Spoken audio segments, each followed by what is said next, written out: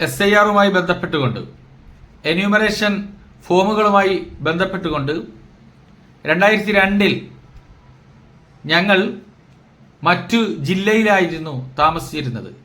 ഞങ്ങൾ എങ്ങനെയാണ് 2002 വിവരങ്ങൾ ഇപ്പോൾ വിതരണം ചെയ്തുകൊണ്ടിരിക്കുന്ന എന്യൂമറേഷൻ ഫോമിൽ രേഖപ്പെടുത്തേണ്ടത് എന്ന് സംശയത്തോടെ പലരും ചോദിച്ചുകൊണ്ടിരിക്കുന്നു.